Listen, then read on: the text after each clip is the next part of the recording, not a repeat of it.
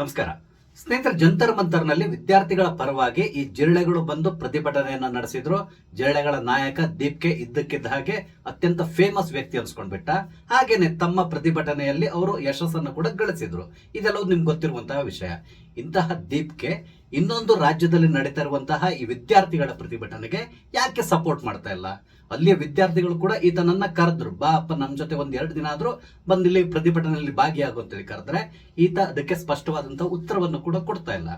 ಹಾಗಾದ್ರೆ ವಿದ್ಯಾರ್ಥಿಗಳ ಹಿತದೃಷ್ಟಿಗಾಗಿ ನಾವು ಈ ಹೋರಾಟವನ್ನು ನಡೆಸ್ತೇವೆ ಅಂತ ಹೇಳ್ಕೊಂಡು ಬಂದಿರುವಂತಹ ಸಿಜೆಪಿ ಅವರು ಜಾರ್ಖಂಡ್ ನಲ್ಲಿ ವಿದ್ಯಾರ್ಥಿಗಳು ನಡೆಸ್ತಾ ಇರುವಂತಹ ಪ್ರತಿಭಟನೆಯಲ್ಲಿ ಯಾಕೆ ಭಾಗಿಯಾಗ್ತಾ ಇಲ್ಲ? ಇದರ ಹಿನ್ನೆಲೆ ಏನು? ಇವರ ನಿಜವಾದ ಗೋಲ್ ಏನಿತ್ತು? ಇದಕ್ಕೆ ಸಂಬಂಧಪಟ್ಟಂತೆ ನಿಮ್ ಜೊತೆ ಮಾತಾಡ್ತಾ ಇದ್ದೇನೆ. ಸ್ನೇಹಿತರೆ, ನಿಮ್ಮೆಲ್ಲರನ್ನು ಕಾಫಿ ಅಥವಾ ಡಿಜಿಟಲ್ ಚಾನೆಲ್ಗೆ ಸ್ವಾಗತಿಸ್ತಾ ಇದ್ದೇನೆ. ಸ್ನೇಹಿತರೆ, ಜಂತರ್ ಮಂತರ್ನಲ್ಲಿ ಈ ಸಿಜೆಪಿ ಅವರು ಮಾಡಿರುವಂತಹ ಪ್ರತಿಭಟನೆ ಯಶಸ್ಸನ್ನ ಗಳಿಸ್ತು. ಕಾರಣ ಏನು ಅಂತ ಹೇಳಿದ್ರೆ, ಇವರ ಮುಖ್ಯ ಡಿಮಾಂಡ್ ಏನಿತ್ತು? ಪ್ರಧಾನ್ ಅವರು ರಾಜೀನಾಮೆ ಕೊಡಬೇಕು ಅಂತೇಳಿ. ಪ್ರಧಾನ್ ಅವರು ರಾಜೀನಾಮೆ ಕೊಟ್ಟರು. ಹಾಗಾಗಿ ಇವರು ತಮ್ಮ ಪ್ರತಿಭಟನೆಯನ್ನು ನಿಲ್ಲಿಸಿ ತಮ್ಮ ಊರುಗಳ ಕಡೆ ಹೆಜ್ಜೆ ಹಾಕಿದ್ರು. ಈಗ ಈ ಜಿರಳೆಯ ಮುಖ್ಯಸ್ಥ ಅನ್ಸ್ಕೊಂಡಿರುವಂತಹ ಅಭಿಜಿತ್ ದೀಪ್ಗೆ ಆಸ್ಪತ್ರೆಯಲ್ಲಿ ಚಿಕಿತ್ಸೆಯನ್ನ ಪಡಿತಾ ಇದ್ದಾರಂತೆ. ಆತನಿಗೆ ಟೈಫಾಯ್ಡ್ ಆಗಿದೆ ಅಂತೆ, ಅದ್ರ ಜೊತೆ ಲೋ ಬಿ ಪಿ ಅಂತ ಹೇಳ್ತಾ ಇದ್ದಾರೆ. ಹಾಗೇನೆ ಈತನಿಗೆ ಲೂಸ್ ಮೋಷನ್ ಕೂಡ ಇದೆ ಅಂತಕೊಂಡು ಎಲ್ಲ ಕಡೆ ಸುದ್ದಿಗಳು ಹರಿದಾಡ್ತಾ ಇದೆ. ಒಮ್ಮೆ ಆಸ್ಪತ್ರೆಯಿಂದ ಡಿಸ್ಚಾರ್ಜ್ ಆದ್ಮೇಲೆ ಆತ ಮುಂದೆ ಏನ್ ಮಾಡ್ತಾನೆ ಅನ್ನೋದು ಈ ಕುತೂಹಲಕಾರಿಯಾದಂತಹ ವಿಷಯ. ಇದರ ನಡುವೆ ಬಹಳಷ್ಟು ಜನ ಈತನನ್ನ ಪ್ರಶ್ನೆ ಮಾಡಿದ್ರು, ನೋಡಪ್ಪ ಇಲ್ಲೇನೋ ನಿನ್ನ ಪ್ರತಿಭಟನೆ ಯಶಸ್ಸನ್ನ ಗಳಿಸ್ತು, ಮುಂದೆ ನೀನ್ ಯಾವ ಕಡೆ ಹೋಗ್ತೀಯಾ? ಪಂಜಾಬಿಗೆ ಹೋಗ್ತೀಯಾ ಇಲ್ಲ ಜಾರ್ಖಂಡಿಗೆ ಹೋಗ್ತೀಯಾ? ಈ ರೀತಿಯಾಗಿ ಕೇಳಿದ್ರು. ಯಾಕಂದ್ರೆ ಪಂಜಾಬ್ನಲ್ಲಿ ಪೇಪರ್ ಲೀಕ್ಗೆ ಸಂಬಂಧಪಟ್ಟಂತೆ ಒಂದು ಬಹುದೊಡ್ಡ ಹಗರಣ ನಡೆದಿದೆ. ಇಲ್ಲಿ ಕೂಡ ಹೋಗಿ ನೀನು ಸರ್ಕಾರದ ವಿರುದ್ಧವಾಗಿ ಪ್ರತಿಭಟನೆ ನಡೆಸ್ತೀಯಾ?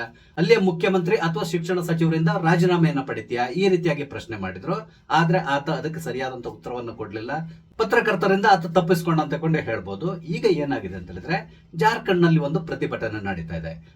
ಜಾರ್ಖಂಡ್ ನಲ್ಲಿ ಏನ್ ಸಮಸ್ಯೆ ಆಗಿದೆ ಅಂತ ಹೇಳಿದ್ರೆ, ಕರ್ನಾಟಕದಲ್ಲಿ ಕೆಪಿಎಸ್ಸಿ ಅಂತ ತಗೊಂಡಿದೆಯಲ್ಲ, ಅಂದ್ರೆ ಕರ್ನಾಟಕ ಪಬ್ಲಿಕ್ ಸರ್ವಿಸ್ ಕಮಿಷನ್, ಅದೇ ರೀತಿಯಲ್ಲಿ ಜಾರ್ಖಂಡ್ ನಲ್ಲಿ ಜೆಪಿಎಸ್ಸಿ ಅಂತ ತಗೊಂಡಿದೆ, ಜಾರ್ಖಂಡ್ ಪಬ್ಲಿಕ್ ಸರ್ವಿಸ್ ಕಮಿಷನ್.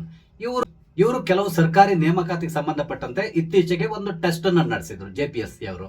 ಈ ಸಂದರ್ಭದಲ್ಲಿ ಬಹಳಷ್ಟು ಗೋಲ್ಮಾಲ್ಗಳಾಗಿದೆ. ಹಾಗೇನೆ ಆನ್ಸರ್ ಶೀಟ್ ಗಳನ್ನ ತಿದ್ದಲಾಗಿದೆ ಅಂತ ಹೇಳ್ತಾ ಇದ್ದಾರೆ. ಅದ್ರ ಜೊತೆಗೆ ಈ ಒಂದು ಪರೀಕ್ಷೆಯನ್ನ ನಡೆಸಲಿಕ್ಕೆ ಬ್ಲಾಕ್ ಲಿಸ್ಟ್ ನಲ್ಲಿ ಇರುವಂತಹ ಏಜೆನ್ಸಿಗಳಿಗೆ ಅನುಮತಿಯನ್ನು ಕೊಟ್ಟಿದ್ದಾರೆ ಅನ್ನುವ ಒಂದು ಆಪಾದನೆ ಅಲ್ಲಿಯ ಸರ್ಕಾರದ ಮೇಲಿದೆ. ಹಾಗಾಗಿ ಇದನ್ನ ಪ್ರತಿಭಟಿಸಿ ಅಲ್ಲಿಯ ವಿದ್ಯಾರ್ಥಿಗಳು ಈಗ ಅಲ್ಲಿ ಪ್ರತಿಭಟನೆಯನ್ನ ನಡೆಸ್ತಾ ಇದ್ದಾರೆ. ಈ ಪ್ರತಿಭಟನೆ ಪ್ರಾರಂಭ ಆಗಿ ಈಗಾಗಲೇ 1 ತಿಂಗಳು ಕಳೆದು ಹೋಗ್ಬಿಟ್ಟಿದೆ.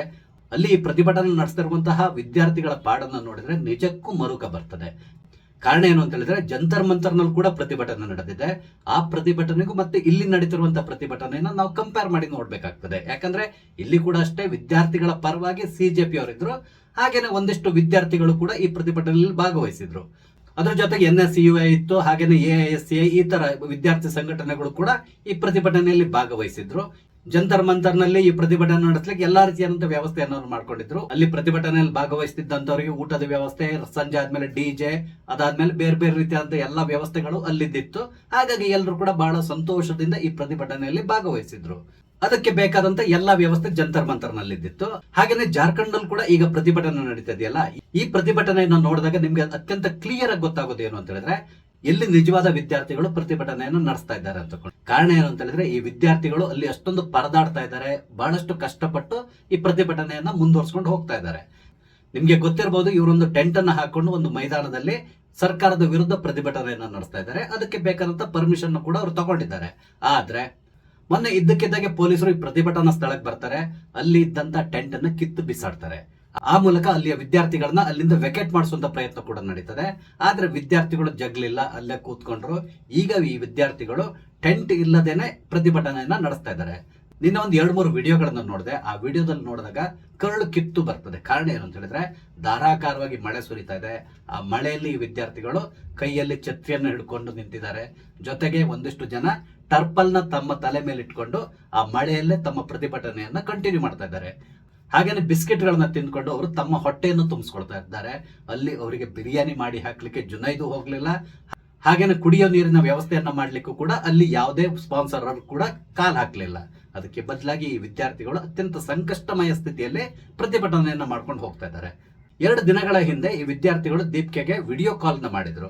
ವಿಡಿಯೋ ಕಾಲ್ ಮಾಡಿ, ನೋಡಿಯಪ್ಪ ನಾವು ಇಲ್ಲಿ ಈ ರೀತಿ ಪ್ರತಿಭಟನೆ ಮಾಡ್ತಾ ಇದ್ದೇವೆ, ದಯವಿಟ್ಟು 1-2 ದಿನದ ಮಟ್ಟಿಗಾದ್ರೂ ನೀವು ಇಲ್ಲಿ ಬಂದು ಈ ಪ್ರತಿಭಟನೆಯಲ್ಲಿ ಭಾಗವಹಿಸಿ ನಮ್ಗೆ ಸಪೋರ್ಟ್ ಮಾಡಿ, ಆಗ ಸರ್ಕಾರದ ಮೇಲೆ ಸ್ವಲ್ಪ ಆದ್ರೂ ಪ್ರೆಷರ್ ಬೀಳ್ತದೆ. ಯಾಕಂದ್ರೆ ನೀವು ಈಗಾಗಲೇ ಕೇಂದ್ರ ಸರ್ಕಾರವನ್ನೇ ಗಡಗಡ ಅಂತೇಳಿ ನಡಗಿಸಿದಂತವ್ರು, ನಿಮ್ಮಂತವ್ರು ಬಂದ್ರೆ ಈ ಪ್ರತಿಭಟನೆಗೆ ಒಂದು ಬೆಲೆ ಬರ್ತದೆ, ದಯವಿಟ್ಟು ಬನ್ನಿ, ಆ ಮೂಲಕ ಸರ್ಕಾರದ ಗಮನವನ್ನು ಸೆಳೆಯಲಿಕ್ಕೆ ನಮ್ಗೆ ಸಹಾಯ ಮಾಡಿ ಅಂತಕೊಂಡು ವಿಡಿಯೋ ಕಾಲ್ ನಲ್ಲಿ ಆತರನ್ನ ಕೇಳ್ಕೊಂಡ್ರು. ಆದ್ರೆ ದೀಪ್ಗೆ ನನಗೆ ಹುಷಾರಿಲ್ಲ, ನಂಗೆ ಟೈಫಾಯ್ಡ್ ಆಗಿದೆ, ನಾನು ಆಸ್ಪತ್ರೆಯಲ್ಲಿ ಚಿಕಿತ್ಸೆ ಪಡಿತಾ ಇದ್ದೇನೆ, ನಿಮ್ಗೆ ನಮ್ಮ ಸಪೋರ್ಟ್ ಇದೆ ಅಂತೇಳಿ ಹೇಳಿ ಸಾಮಾಜಿಕ ಜಾಲತಾಣದಲ್ಲಿ ಅವರ ಪರವಾಗಿ 1-2 ಪೋಸ್ಟ್ಗಳನ್ನ ಹಾಕಿ ಕೈ ತೊಳ್ಕೊಂಡ್ ಬಿಟ್ಟಿದ್ದಾನೆ. ಇಲ್ಲಿ ದೀಪ್ಗೆ ಹುಷಾರಿಲ್ಲ, ಓಕೆ ಒಪ್ಕೊಳ್ಳೋಣ, ಆದ್ರೆ ಆತನ ಸಹಚರ ಉಳಿದವರೆಲ್ಲ ಇದ್ದಾರಲ್ಲ, ಅವ್ರು ಯಾರನ್ನಾದ್ರೂ ಅಲ್ಲಿ ಕಳ್ಸ್ಕೊಡ್ಬೋದಲ್ಲ, ನೀವು ಹೋಗಿ ಅಲ್ಲಿ ಕೂತ್ಕೊಳ್ಳಿ ಅಂತೇಳಿ ಹೇಳ್ಬೋದಲ್ಲ. ಆದ್ರೆ ಆ ಕೆಲಸವನ್ನು ಕೂಡ ಆತ ಮಾಡ್ಲಿಲ್ಲ. ಈ ರೀತಿಯಾಗಿ ವರ್ತಿಸ್ಲಿಕ್ಕೆ ಕಾರಣ ಏನು ಅಂತ ಹೇಳಿದ್ರೆ, ಅಲ್ಲಿರುವಂತಹ ಸರ್ಕಾರ ನಿಮ್ಗೆ ಗೊತ್ತಿದೆ, ಜಾರ್ಖಂಡ್ ನಲ್ಲಿ JMM ಮತ್ತು ಕಾಂಗ್ರೆಸ್ನ ಸಮ್ಮಿಶ್ರ ಸರ್ಕಾರ ಇದೆ. ಇವರ ವಿರುದ್ಧವಾಗಿ CJP ಅವರು ಹೋರಾಟ ಮಾಡ್ಲಿಕ್ಕೆ ಸಾಧ್ಯ ಇದೆಯಾ? ಖಂಡಿತವಾಗಿ ಸಾಧ್ಯ ಇಲ್ಲ. ಅದಕ್ಕಾಗಿ ದೀಪ್ಗೆ ಆ ಕಡೆ ತಲೆ ಹಾಕ್ತಾ ಇಲ್ಲ. ಹಾಗೇನೆ ಈತ ಪಂಜಾಬಿಗೆ ಕೂಡ ಕಾಲ ಹಾಕ್ಲಿಲ್ಲ. ಕಾರಣ ಏನು ಅಂತ ಹೇಳಿದ್ರೆ, ಅಲ್ಲಿರೋದು ಈತನ ಗುರು ಆಗಿರುವಂತಹ ಕೇಜ್ರಿವಾಲ್ ಅವರ ಸರ್ಕಾರ. ಗುರುವಿನ ವಿರುದ್ಧವಾಗಿ ಹೋರಾಡ್ಲಿಕ್ಕೆ ಈತನೇನು ಭೀಷ್ಮಾಚಾರ್ಯ ಅಲ್ಲ. ಹಾಗಾಗಿ ಆ ಕಡೆ ಕೂಡ ಈತ ತಲೆ ಹಾಕ್ಲಿಲ್ಲ. ಅಂದ್ರೆ ಈತ ಅತ್ಯಂತ ಸಿಲೆಕ್ಟಿವ್ ಆಗಿದ್ದಾನೆ. ಒಂದ್ ವೇಳೆ ಬಿಜೆಪಿ ಸರ್ಕಾರ ಏನಾದ್ರೂ ಜಾರ್ಖಂಡ್ ನಲ್ಲಿ ಇದ್ದಿದ್ರೆ ಖಂಡಿತವಾಗಿ ಈತ ಅಲ್ಲಿ ಹೋಗಿ ಕೂಡ ಪ್ರತಿಭಟನೆಯನ್ನ ಮಾಡ್ತಾ ಇದ್ದ. ಅಲ್ಲಿ ಬಿಜೆಪಿ ಸರ್ಕಾರ ಅಲ್ಲ, ಇರೋದು ಕಾಂಗ್ರೆಸ್ ಮತ್ತು JMM ಸರ್ಕಾರ. ಆದ್ರಿಂದಾಗಿ ಆ ಕಡೆ ಈತ ತಲೆ ಹಾಕ್ತಾ ಇಲ್ಲ. ಆ ಮೂಲಕ ತಾನ್ ಯಾರು, ನಾನು ಯಾರಿಗೆ ಸಪೋರ್ಟ್ ಮಾಡ್ತೇನೆ, ನನ್ನ ಹಿಂದಿರೋರು ಯಾರು, ಎಲ್ಲದನ್ನು ಈಗ ಜಾಹೀರ್ ಮಾಡಿದ್ದಾನೆ. ಇಲ್ಲಿ ಇನ್ನೊಂದು ತಮಾಷೆ ವಿಷಯ ಏನು ಅಂತ ಹೇಳಿದ್ರೆ, ಜಂತರ್ ಮಂತರ್ ನಲ್ಲಿ ಪ್ರತಿಭಟನೆ ನಡೀತಾ ಇರುವ ಸಂದರ್ಭದಲ್ಲಿ ಜಾರ್ಖಂಡ್ ನ ಮುಖ್ಯಮಂತ್ರಿ ಆದಂತಹ ಹೇಮಂತ್ ಸೊರೆನ್ ಈ ಪ್ರತಿಭಟನೆಗೆ ಬೆಂಬಲ ಸೂಚಿಸಿ ಒಂದು ಭಾಷಣವನ್ನು ಕೂಡ ಮಾಡಿಬಿಟ್ಟಿದ್ದ. ಆದ್ರೆ ತನ್ನ ರಾಜ್ಯದಲ್ಲಿ ವಿದ್ಯಾರ್ಥಿಗಳು ನಡೆಸ್ತಾ ಇರುವಂತಹ ಪ್ರತಿಭಟನೆಯನ್ನ ಆತ ಅವಗಣನೆ ಮಾಡಿದ್ದಾನೆ. ಇಲ್ಲಿ ವಿದ್ಯಾರ್ಥಿಗಳ ಮುಖ್ಯ ಬೇಡಿಕೆ ಏನು ಅಂತ ಹೇಳಿದ್ರೆ, ಇಲ್ಲಿ ನಡೆದಿರುವಂತಹ ಈ ಹಗರಣ ಏನಿದೆ ಅದನ್ನ ಈಗ CIDಗೆ ಕೊಟ್ಟಿದ್ದಾರೆ. CID ತನಿಖೆಯಲ್ಲಿ ನಮ್ಗೆ ಯಾವುದೇ ರೀತಿಯಾದಂತಹ ವಿಶ್ವಾಸ ಇಲ್ಲ, ಇದನ್ನ CBI ಕೊಡಿ, ಹಾಗೇನೆ ED ಕೂಡ ಇಲ್ಲಿ ತನಿಖೆಗೆ ಇಳಿಬೇಕು, ಈ ರೀತಿಯಾದಂತಹ ಡಿಮಾಂಡ್ ಅನ್ನ ಇಟ್ಟಿದ್ದಾರೆ. ಆದ್ರೆ ಅದಕ್ಕೆ ಸೊರೇನ್ ಅವರು ಒಪ್ಕೊಳ್ತಾ ಇಲ್ಲ. CID ತನಿಖೆ ಮಾಡ್ತಾ ಇದ್ದೇವೆ, ಆ ತನಿಖೆ ನಿಷ್ಪಕ್ಷವಾಗಿ ನಡೀತದೆ ಅಂತಕೊಂಡು ಈ ರೀತಿಯಾಗಿ ಹೇಳಿಕೆಯನ್ನು ಕೊಟ್ಟು ಕೈ ತೊಳ್ಕೊಳ್ತಾ ಇದ್ದಾರೆ. ಆದ್ರೆ ವಿದ್ಯಾರ್ಥಿಗಳು ಅದಕ್ಕೆ ಒಪ್ತಾ ಇಲ್ಲ, ತಮ್ಮ ಪ್ರತಿಭಟನೆಯನ್ನ ಕಂಟಿನ್ಯೂ ಮಾಡಿದ್ದಾರೆ. ಇಲ್ಲಿ ಇನ್ನೊಂದು ವಿಶೇಷ ಏನಂತ ಹೇಳಿದ್ರೆ, ಈ ಪ್ರತಿಭಟನೆಯಲ್ಲಿ ಯಾವುದೇ ವಿದ್ಯಾರ್ಥಿ ಸಂಘಟನೆಗಳು ಭಾಗವಹಿಸ್ತಾ ಇಲ್ಲ. ಇದು ಪಕ್ಷಾತೀತವಾಗಿ ನಡೀತಾ ಇರುವಂತಹ ಪ್ರತಿಭಟನೆ. ಒಂದ್ ರೀತಿಯಲ್ಲಿ ಹೇಳ್ಬೇಕು ಅಂತ ಹೇಳಿದ್ರೆ, ಪ್ಯೂರ್ ಆಗಿ ಇದೊಂದು ವಿದ್ಯಾರ್ಥಿಗಳ ಪ್ರತಿಭಟನೆ ಅಂತಾನೆ ಹೇಳ್ಬಹುದು. ಆದ್ರೆ ಈ ಪ್ರತಿಭಟನೆಗೆ CJP ಅವರು ಬೆಂಬಲ ಕೊಡದೇ ಇರೋದಿದೆಯಲ್ಲ, ನಿಜಕ್ಕೂ ನಾಚಿಕೆಗೇಡು ಅನ್ಸ್ತದೆ. ಕಾರಣ ಏನು ಅಂತ ಹೇಳಿದ್ರೆ, ಇವರೇ ಹೇಳಿದ್ರಲ್ಲ, ವಿದ್ಯಾರ್ಥಿಗಳ ಪರವಾಗಿ ನಾವು ಬಂದಿಲ್ಲಿ ಜಂತರ್ ಮಂತರ್ ನಲ್ಲಿ ಪ್ರತಿಭಟನೆ ಮಾಡ್ತಾ ಇದ್ದೇವೆ ಅಂತೇಳಿ. ಅದೇ ರೀತಿಯಲ್ಲಿ ಜಂತರ್ ಮಂತರ್ ನಲ್ಲಿ ಪ್ರತಿಭಟನೆ ನಡೆಸ್ತಾ ಇರೋ ಸಂದರ್ಭದಲ್ಲಿ ನಮ್ಮ ಪ್ರಕಾಶ್ ರಾಜ್ ತರದ ಹಲವಾರು ಎಡಚರರು ಮತ್ತೆ ದೇಶ ವಿರೋಧಿಗಳು ಎಲ್ಲರೂ ಕೂಡ ಕಾಣಿಸ್ಕೊಂಡ್ರು. ಆದ್ರೆ ಈ ಪ್ರಕಾಶ್ ರಾಜ್ ಇರ್ಬಹುದು ಅಥವಾ ಸೋನಂ ವಾಂಗ್ಚುಕ್ ಇರ್ಬಹುದು, ಇವ್ರು ಯಾರು ಕೂಡ ಈ ಜಾರ್ಖಂಡ್ ಕಡೆ ಹೋಗ್ತಾ ಇಲ್ಲ. ಜಾರ್ಖಂಡ್ ವಿದ್ಯಾರ್ಥಿಗಳ ಪರವಾಗಿ ಒಂದೇ ಒಂದು ಹೇಳಿಕೆಯನ್ನು ಕೂಡ ಕೊಡ್ತಾ ಇಲ್ಲ. ಜಂತರ್ ಮಂತರ್ ನಲ್ಲಿ 25-26 ದಿನದವರೆಗೆ ಉಪವಾಸ ಸತ್ಯಾಗ್ರಹ ಮಾಡಿದಂತಹ ಸೋನಂ ವಾಂಗ್ಚುಕ್ ಸಾಂಕೇತಿಕವಾಗಿ 1 ದಿನ ಆದ್ರೂ ಈ ಜಾರ್ಖಂಡ್ಗೆ ಹೋಗಿ ಈ ವಿದ್ಯಾರ್ಥಿಗಳ ಜೊತೆ ಕೂತ್ಕೊಂಡು 1 ದಿನದ ಉಪವಾಸವನ್ನ ಮಾಡಿದ್ರು ಕೂಡ ಆ ವಿದ್ಯಾರ್ಥಿಗಳಿಗೆ ಒಂದು ರೀತಿಯಾದಂತಹ ನೈತಿಕ ಬೆಂಬಲ ಸಿಗ್ತಾ ಇತ್ತು. ಆದ್ರೆ ಸೋನಂ ವಾಂಗ್ಚುಕ್ ಆ ಕಡೆ ಹೋಗ್ತಾ ಇಲ್ಲ. ಕಾರಣ ಏನು ಅಂತ ಹೇಳಿದ್ರೆ, ಅಲ್ಲಿರುವಂತಹ ಸರ್ಕಾರ, ಆ ಸರ್ಕಾರದ ವಿರುದ್ಧವಾಗಿ ಈತ ಧ್ವನಿ ಎತ್ತಲಿಕ್ಕೆ ತಯಾರಿಲ್ಲ. ಆದ್ರಿಂದಾಗಿ ಅಲ್ಲಿಗೆ ಆತ ಹೋಗ್ತಾ ಇಲ್ಲ. ಕಳೆದ 2 ದಿನದಿಂದ ವಿದ್ಯಾರ್ಥಿ ನಾಯಕ ದೇವೇಂದ್ರನಾಥ್ ಮೊಹಾತೋ ಅನ್ನುವರು ಉಪವಾಸ ಸತ್ಯಾಗ್ರಹವನ್ನ ಪ್ರಾರಂಭ ಮಾಡಿದ್ದಾರೆ.